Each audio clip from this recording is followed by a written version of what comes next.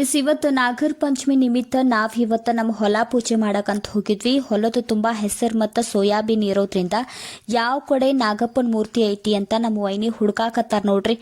Finally ಅಂತೂ ಇಂತೂ ನಮ್ಮ ವೈನಿಗೆ ರೂಟ್ ಗೊತ್ತಾಯ್ತಂತ ಅನ್ಸುತ್ತಾ. ನಡೀರಿ ಹಂಗೆ ಹೋಗುಣ.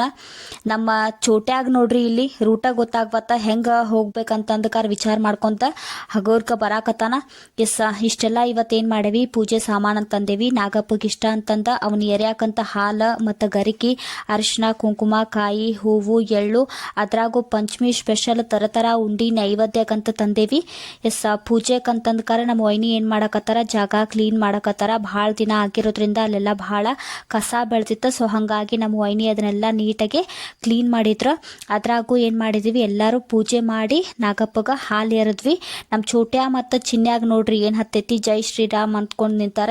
ಜೈ ಶ್ರೀರಾಮ್ ಅಂತಂತ ಹೇಳ್ತಾ ನಾವು ಏನು ಮಾಡಿದ್ದೀವಿ ಅಂತಂತಂದ್ರೆ ಎಲ್ಲರೂ ಮತ್ತು ನಮ್ಮ ವೈನಿ ಎಲ್ಲರಿಗೆ ಏನು ಮಾಡಿದ್ರಂದ್ರೆ ಹಂಗೆ ಕುಂಕುಮ ಹಚ್ಚಿದ್ರೆ. ಕುಂಕುಮ ಹಚ್ಕೊಂಡ್ಬಿಟ್ಟು ಅಲ್ಲೇ ಏನು ಮಾಡಿದ್ವಿ, ಮುಂದೆ ಮತ್ತು ಬದುವಿಗೆ ಬಂದ್ವಿ.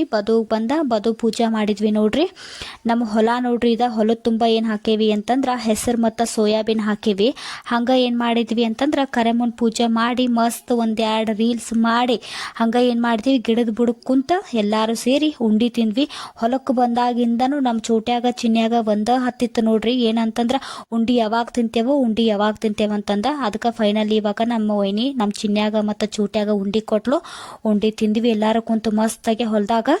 ಹಂಗೆ ನೋಡ್ರಿ ಇವಾಗ ನಮ್ಮ ಚಿನ್ಯ ನಮ್ಮ ಚೂಟ್ಯಾಗ ಕೇಳಕತ್ತಾನ, ನಮ್ಮಪ್ಪ ಹೊಲ ತುಂಬ ಭಾಳ ಗಿಡಗಳು ಹಚ್ಚಾನಲ್ಲ ಅಂತಂದ್ಕಾರ ನಮ್ಮ ಚಿನ್ಯ ನಮ್ಮ ಚೂಟ್ಯಾಗ ಕೇಳಕತ್ತಾನ. ನಮ್ಮ ಚಿನ್ಯ ಅದಕ್ಕೆ ಹೌದು ನೋಡಣ್ಣ, ನಮ್ಮ ಅಪ್ಪ ಗಿಡ ಭಾಳ ಹಚ್ಚಾನ ಅನ್ನಕತ್ತಾನ. ಫೈನಲಿ ಎಲ್ಲರೂ ಉಂಡಿ ತಿಂದ್ವಿ, ಹೊಲಾನು ನೋಡಿದ್ವಿ, ಹೊಲದಾಗ ಪೂಜೆನೂ ಮಾಡ್ಕೊಂಡ್ವಿ. ಮಸ್ತ್ ಎಲ್ಲರಿಗೂ ಈ ವರ್ಷ ನಾಗಪ್ಪ ಚಲೋ ಮಾಡಲಿ ಅಂತಂದ್ಕಾರ ಮನಸಾರ ಎಲ್ಲರಿಗೂ ಬೇಡ್ಕೊಂಡ್ಬಿಟ್ಟು ಹಂಗೆ ನಾವೇನು ಮಾಡಕತ್ತೀವಿ ಅಂತಂದ್ರೆ ಮನೆಗೆ ಹೊಂಟ್ವಿ.